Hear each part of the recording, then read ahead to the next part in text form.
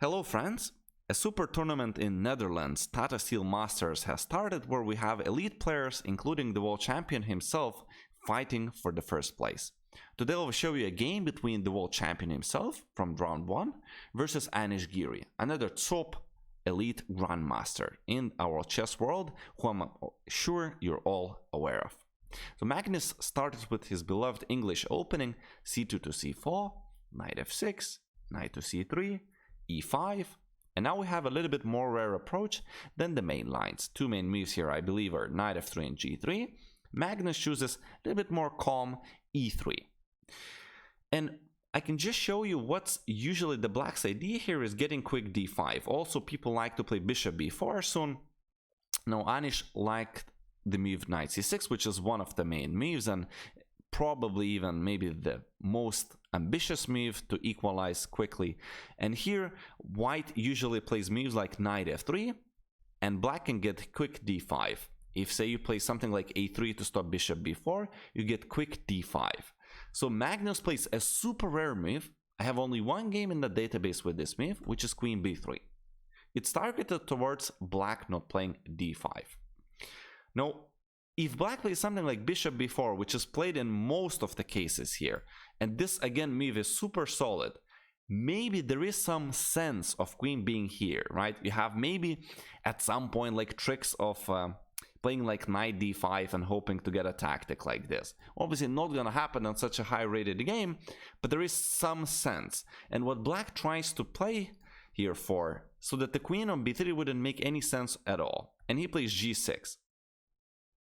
So the question is, what else the queen does here besides preventing black from playing d5?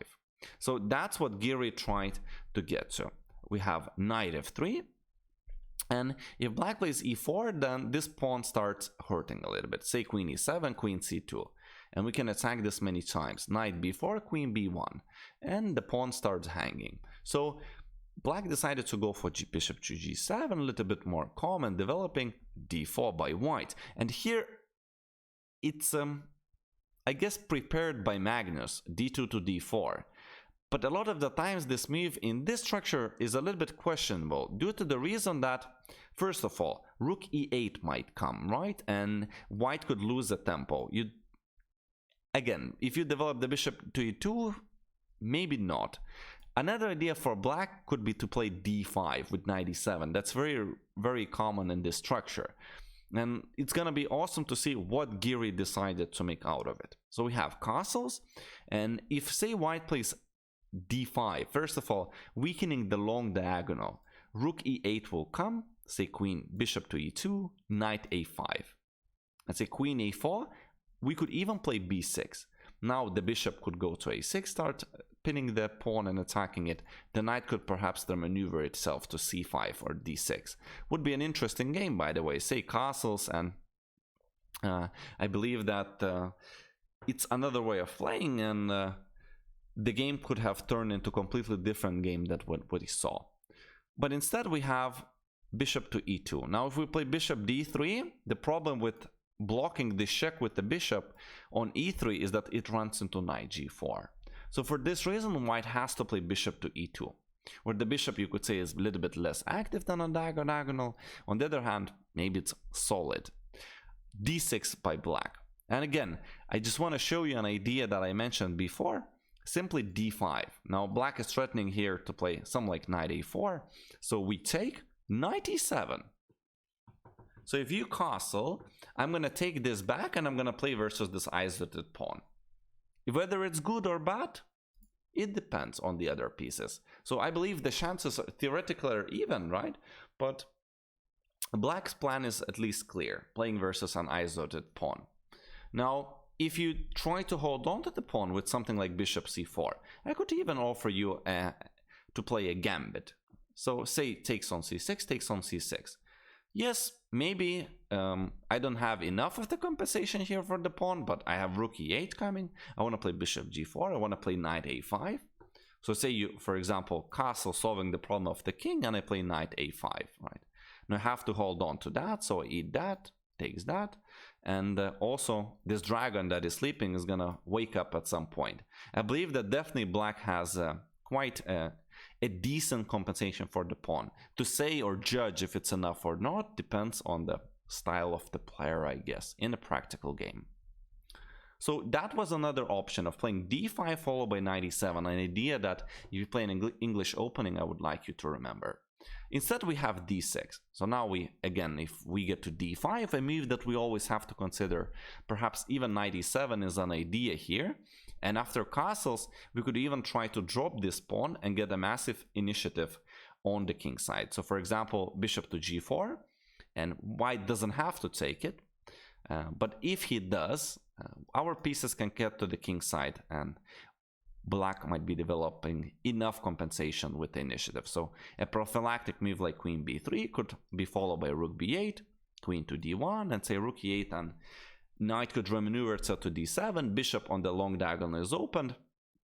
It looks like white is pawn up, but black's pieces all have nice squares and are very active. Instead, we just have castle.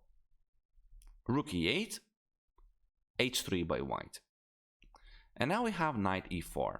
So the problem with playing bishop f5 is that the pawn drops. Knight e4 instead, and we're opening up this covered attack against the d4 pawn. So now we have knight takes e4, a very forcing line, rook takes e4, and bishop e3. As you can see, that's attacked 3 times. So I have knight takes d4, knight takes d4, bishop takes d4. You can pause the video if you want to find a good move here for white.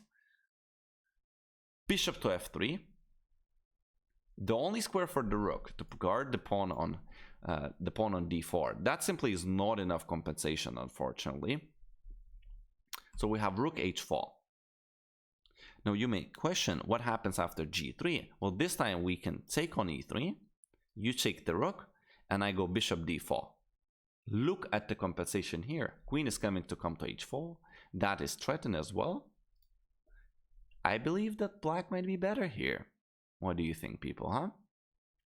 So instead, we didn't have g3, but we just entered this calm line. And now it's going to be so clean, so beautiful.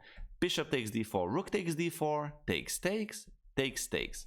Looks like black is pawn up, but Magnus plays so cleanly, so well to develop enough activity to gain the pawn back. Rook c1, so the rook starts hanging and directly attacking c7. In case of rook b8, this would have been so much fun. Takes, takes, and say rook c4, right? Maybe that's the chance for Giri to play for the win, huh? It's not clear, right? Rook takes, queen takes b2, rook takes c7, say queen takes a2, all right?